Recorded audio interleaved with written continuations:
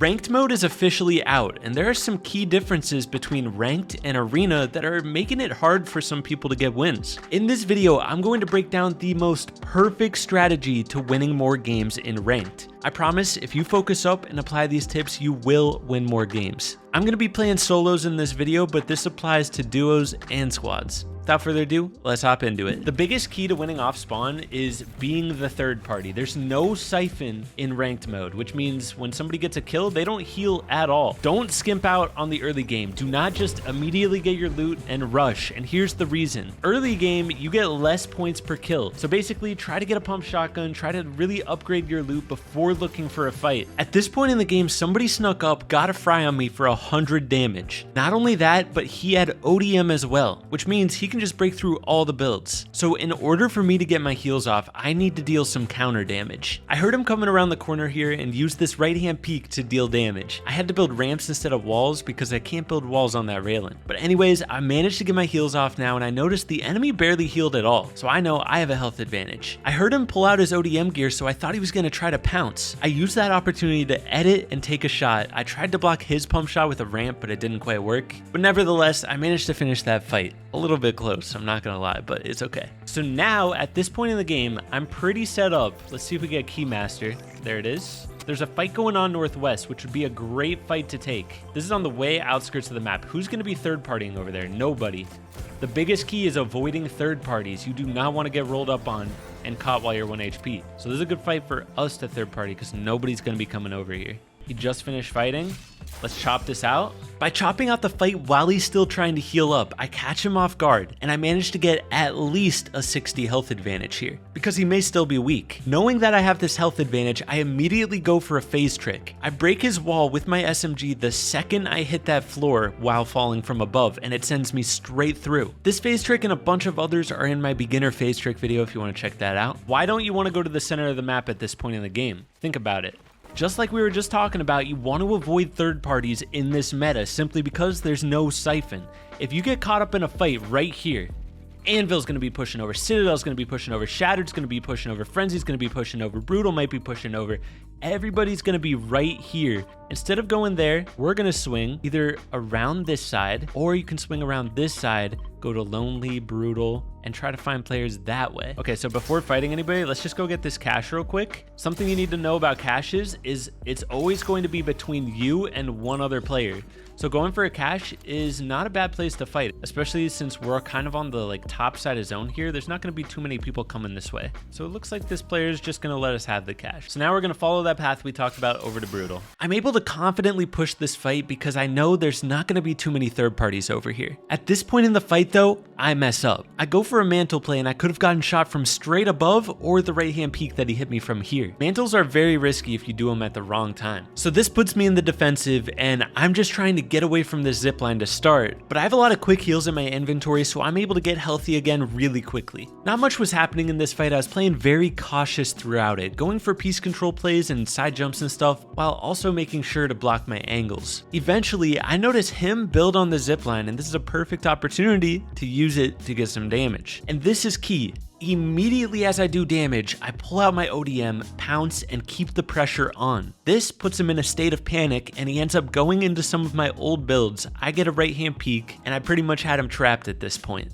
As soon as you get that health advantage, you want to make them feel that pressure. You don't want to play stupid, you don't want to fully just expose yourself, but you also need to make sure they feel enough pressure so they're not getting their heals off. After any fight in a mode like this, you got to make sure you have materials after a fight and you have heals. So we got the heals, but we got to get max wood and max brick now. So at this point, with only 7 players left, everybody's going to get impatient and just run to the center of the zone and start fighting. If you avoid doing that and you play a little bit slower than everybody else, you're going to be way better off. That's when I see somebody rotating on the edge of zone, and this is a perfect fight to take. The odds of us getting third-partied over here are super small. I don't get too big of a health advantage, so we're pushing up to this fight slow, making sure we don't give him a chance to do counter damage. I took his wall, went for some piece control off to the side, and that's when he silently struck from above. I had no idea he was up there. So just like last fight, this fight is not off to a great start. I was panicking big time, but I managed to slip away, get my slurp juice off, and now I'm keeping my distance, until I get healthy again. But this guy is all over me, so I can't slip up for a second here. Right here, he gets the double edit over top of me, so I edit down and I restart the fight on a lower layer. I'm 200 HP at this point and he's just on my wall, so I look for the pre-fire, but sure enough, I miss the pre-fire. He gets in and I'm one shot. So same thing, we get the slurp juice off, get some space, and then he's on my wall again. This time, I time the pre-fire right and get a major health advantage, and I push forward. I have no hesitation. We have such a big health advantage. We are getting up close trying to end this, and sure enough, he messed up. He popped the slurp but didn't wait for his health to get back up, so I was able to end the fight. Once again, not a great fight. I'm really not playing that well here. Any of you guys can do this. The reason we're still alive and in a good spot this game is because of the choice of fights we've taken. Okay, so now that we finished that fight, let's get our brick back. We don't really want to worry about metal too much. It's too slow of a farm. So right now, the zone is getting pretty small. We're going to play positioning at this point in the game and kind of stay out of the way. We don't want to get caught up in a big fight right now. So this guy, he's definitely in a more alpha spot up here, but he's also more of a target by being there. You know, he's built up in the center of the zone. Any W keyer that sees him is just going to charge at him.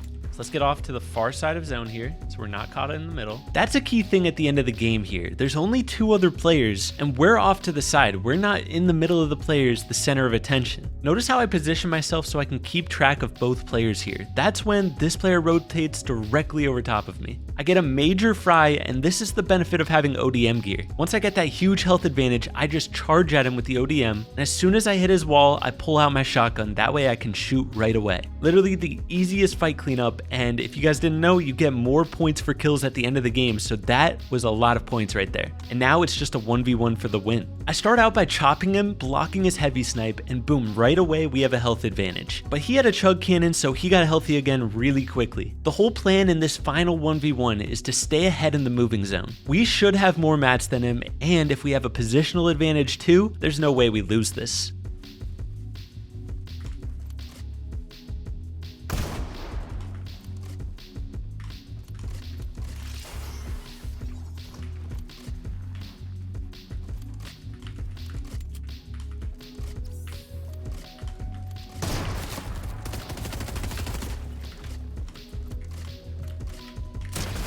Well, that was easy.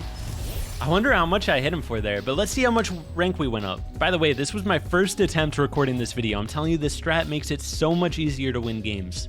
7 kill first place, put us up an entire half rank in just 1 game. The biggest things you should take away from this video is 1, try to really think about ways for you to become the third party rather than getting third partied. You can take as many fights as you want throughout the game, but I'm telling you, you're gonna win way more games if you avoid the center of the zone. And then once it gets to the end of the game, if you play positioning, it's gonna make your wins way easier to get. I'll have a lot more content coming soon, so stay tuned. I'll catch you in the next one. Peace.